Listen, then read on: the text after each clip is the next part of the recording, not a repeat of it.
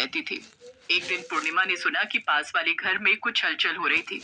ओहो, लगता है बगल वाले घर में कोई नया रहने आया है। चलो अच्छा है, ये घर कब से खाली भी पड़ा हुआ था। अब कोई नया रहेगा तो थोड़ी चहल पहल भी रहेगी। पूर्णिमा फिर से अपने कामों में लग जाती है और चुलबुल के स्कूल से आने का टाइम हो जाता है।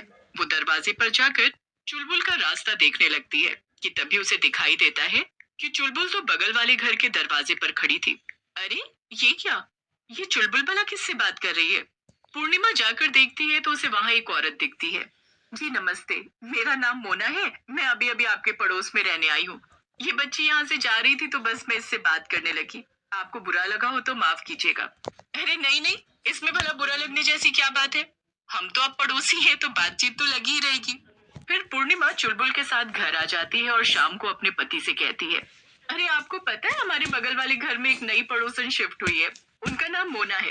अरे वाह, अच्छी बात है। तब से वो घर खाली पड़ा था। हाँ, मुझे तो वो बहुत अच्छी लगी। बातें भी बड़ी अच्छी अच्छी कर रही थी और चुलबुल को भी वो पसंद आई। देखो पूर्णिमा, वो तुम्हें पसंद आई ये अच्छी बात है, लेकिन जरा संभल के। आजकल जमाना बहुत खराब है। ऐसे इतनी जल्दी किसी से खुलना मिलना ठीक नहीं। अरे क्या आप भी ये टीवी पर उल्टे सीधे क्राइम वाले सीरियल देख देख कर आपका दिमाग खराब हो गया है। वो अच्छी औरत है। मैं तो तुम्हारे ही भले के लिए कह रहा हूँ, लेकिन खैर, तुमने मेरी सुनी ही कब है जो अभी सुनोगी। जैसा सही लगे वैसा करो। इसके बाद पूर्णिमा और चुलबुल की मोना से दोस्ती और गहरी होने लगती है। तीनों अक्सर शाम को साथ में बैठा करते थे और कई बार पूर्णिमा चुलबुल को मोना के घर खेलने भेज देती थी। एक दिन पूर्णिमा को अचानक मनीष के साथ अपने ससुराल जाना पड़ा। मनीष की माँ की तबीयत बहुत खराब थी और वो हॉस्पिटल में एडमिट थी। पूर्णिमा को चुलबुल को साथ ले जाना सही नहीं लगा, इसलिए उसने उसे मोना के घर पर छोड़ दिया था। देख रहे हो मनीष, तुम कहते थे कि मोना से दोस्ती करना सही नहीं, लेकिन आज वही हमारे इतने काम आई है। चुलबुल किसी के भी घर नहीं रुकती थी, लेकिन देखो वो खुशी खुशी मोना के साथ रुक गई। मनीष पूर्णिमा की बात सुनकर भी कुछ नहीं बोलता है, लेकिन उसे मोना कुछ ठीक नहीं लग रही थी, मगर वो पूर्णिमा के सामने कुछ नहीं कह पाया। 2 दिन बाद पूर्णिमा और मनीष वापस आ जाते हैं। जब वो घर वापस आते हैं तो चुलबुल मोना के साथ खेल रही थी। चुलबुल बेटा, आओ, देखो मम्मी पापा वापस आ गए हैं। मगर चुलबुल मनीष की आवाज को एकदम अनदेखा कर देती है। चुलबुल फिर से कुछ नहीं बोलती है। मनीष को चुलबुल का ऐसे चुप रहना पसंद नहीं आता है और वो उसे लेकर घर चल पड़ता है। मगर चुलबुल अपना हाथ छुड़ाकर मोना के पास भाग जाती है। पूर्णिमा और मनीष दोनों ही ये सब देखकर हैरान रह जाते हैं। जल्दी यहाँ से चलो चुलबुल, वरना अच्छा नहीं होगा। इतना कहकर मनीष चुलबुल को थप्पड़ मारने जा ही रहा था कि मोना को गुस्सा आ जाता है और वो मनीष का हाथ पकड़कर मोड़ देती है। मोना की आंखें एकदम लाल हो जाती हैं और वो एक डरावनी चुड़ैल में बदल जाती है। ये क्या? ये तो ये तो एक चुड़ैल है। अरे कोई बचाओ मेरी बेटी को इससे। लेकिन मनीष या पूर्णिमा कोई भी उस चुड़ैल को हाथ लगाता, उसके पहले ही चुलबुल ने एक चाकू उठा लिया और अपने माँ बाप को मारने के लिए दौड़ पड़ी। मनीष और पूर्णिमा डर के कमरे के बाहर भाग गए। हे भगवान, आज मेरी अपनी बेटी मुझे मारने के लिए भाग रही है। वो जरूर इस चुड़ैल के वश में है। ये सब तुम्हारी गलती है पूर्णिमा। तुमसे मैंने मना किया था कि इस औरत से दूर रहो। पूर्णिमा जोर जोर से रोने लगती है। मुझे माफ कर दीजिए, मुझसे बहुत बड़ी गलती हो गई। अब हम क्या करें? हम अपनी बेटी को कैसे बचाएं? रोना बंद करो, अंदर चलो। हम कुछ ना कुछ रास्ता जरूर निकाल लेंगे। फिर दोनों घर के अंदर चले जाते हैं। दोनों को ही समझ में नहीं आ रहा था कि वो आखिर क्या करे और कैसे चुलबुल को घर वापस लेकर आए। रात काफी हो गई थी, लेकिन मनीष और पूर्णिमा को नींद ही नहीं आ रही थी। तभी मनीष ने कुछ आवाज सुनी। उसने देखा कि मोना चुड़ैल चुलबुल को लेकर कहीं जा रही है। ये क्या? ये चुड़ैल मेरी बेटी को लेकर कहाँ जा रही है? पूर्णिमा और मनीष दोनों उनके पीछे पीछे चलने लगते हैं। थोड़ी दूर जाने के मोना और चुलबुल वही कब्रिस्तान में एक बड़ा सा पानी का बर्तन रखकर बैठ जाते हैं और कोई तंत्र मंत्र करने लगते हैं। अरे, ये चुड़ैल मेरी बेटी से क्या करा रही है? मैं इसे अभी रोकती हूँ। नहीं पूर्णिमा, रुक जाओ। मुझे देखने दो कि आखिर यहाँ पे हो क्या रहा है। मनीष ध्यान से सब कुछ देखता है और पूर्णिमा को लेकर घर आ जाता है। अरे ये क्या? आप मुझे घर क्यों ले आए हैं? वहाँ हमारी बेटी अकेली है। नहीं पूर्णिमा, हमारी बेटी वहाँ नहीं है। वो कोई और है। क्या? ये आप क्या बोल रहे हैं? ये भला कैसे हो सकता है? मैंने उसे देखा, वो हमारी ही बेटी तो थी। मैंने ध्यान से देखा था। वो लड़की जो वहाँ चुलबुल बनकर बैठी थी, उसकी परछाई उस पानी के बर्तन में दिख रही थी और वो बहुत काली परछाई थी। वो हमारी बेटी नहीं हो सकती है। जरूर वो कोई और है। मुझे तो कुछ समझ ही नहीं आ रहा है कि आप कहना क्या चाहते हैं। कल तक का इंतजार करो, कल तुम्हें सब कुछ समझ आ जाएगा। सब्र रखो। इतना कहकर मनीष और पूर्णिमा दोनों सोने चले जाते हैं। अगले दिन मनीष एक बहुत बड़े साधु बाबा को घर लेकर आता है और सारी बातें बताता है।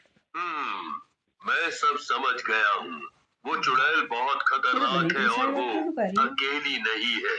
वो काला साया और कोई नहीं बल्कि उसकी बेटी है, और वो अपनी बेटी को फिर से जिंदा करना चाहती है। इसके लिए उसने तुम्हारी बेटी के शरीर का सहारा लिया है।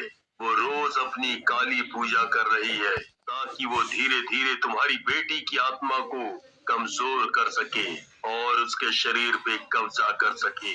तो अब हम क्या करें बाबा? हमें कोई रास्ता बताइए ताकि हम अपनी बेटी को बचा सके। उस चुड़ैल ने तुम्हारी बेटी की आत्मा को एक बोतल में कैद कर लिया है और तुम्हें जाके उसे वहाँ से निकालना होगा। जैसे ही तुम्हारी बेटी की आत्मा आजाद हो जाएगी, वो वापस अपने शरीर में आ जाएगी। इतना कहकर बाबा वहाँ से चले जाते हैं। चलिए अभी चलते हैं और अपनी बेटी को बचाते हैं। मैं अब उसे उस चुड़ैल के पास 1 मिनट भी और नहीं रहने दूंगी। नहीं नहीं, अभी नहीं। अभी वो हमें अपने घर में कदम भी नहीं रखने देगी। हमें रात होने का इंतजार करना होगा, तभी हम उसके घर जाके वो बोतल ढूंढ पाएंगे। फिर दोनों रात होने का इंतजार करते हैं। रात होते ही चुड़ैल फिर से चुलबुल को लेकर उसी कब्रिस्तान की तरफ निकल पड़ती है। उसके जाते ही मनीष और पूर्णिमा चुपके से घर के अंदर घुस जाते हैं। हमारे पास ज्यादा वक्त नहीं है पूर्णिमा। हमें जल्दी से वो बोतल ढूंढनी होगी जिसमें हमारी चुलबुल की आत्मा कैद है। फिर दोनों वो बोतल ढूंढने में लग जाते हैं, लेकिन थोड़ी देर में चुड़ैल बुलबुल के साथ घर वापस आ जाती है। मनीष और पूर्णिमा जल्दी से एक अलमारी के पीछे जाकर छुप जाते हैं। अरे नहीं, ये तो वापस आ गई। अब हम क्या करें? कैसे हम अपनी बेटी को बचा पाएंगे? पूर्णिमा और मनीष चुपचाप वहीं खड़े रहते हैं। तभी मनीष की नजर चुड़ैल पर पड़ती है। वो कमरे में रखा एक बक्सा खोलती है और उसमें कुछ देखकर वापस उसे बंद कर देती है। फिर चुड़ैल चुलबुल को लेकर वहाँ से चली जाती है। तुमने देखा ना पूर्णिमा, हो ना हो वो बोतल जरूर इसी बक्से में है। इसीलिए इस चुड़ैल ने इसे इतना संभाल के रखा है। हाँ बिल्कुल ठीक कह रहे हैं। चलो चलकर उस बक्से को खोलते हैं और अपनी बेटी को आजाद करते हैं। दोनों भागकर जाते हैं और उस बक्से को देखते हैं। ये क्या? इसमें तो ताला लगा है। हटो, मैं इसे तोड़ता हूँ। हमारे पास ज्यादा वक्त नहीं है। मनीष जोर से उस ताले को तोड़ने लगता है। चुड़ैल उसे देख लेती है और भागी भागी आती है। लगता है तुम दोनों को अपनी जान प्यारी नहीं है। तुम फिर से यहाँ आ गए। रुको, मैं अभी तुम्हारा खेल खत्म करती हूँ। तुम्हें मार कर ही मैं अपने मकसद में कामयाब हो पाऊंगी, वरना तुम मुझे मेरा काम नहीं करने दोगे। खेल तो अब तेरा खत्म होगा चुड़ैल। तू हमारी बेटी को मारना चाहती थी ना, लेकिन ये देख मेरे हाथ में क्या है। मनीष को वो बोतल मिल गई थी जिसमें चुलबुल की आत्मा कैद थी। उसे देखते ही चुड़ैल की हालत खराब हो गई और वो डर से कांपने लगी। नहीं नहीं नहीं, उसे मुझे वापस करो। नहीं नहीं, ऐसा नहीं हो सकता।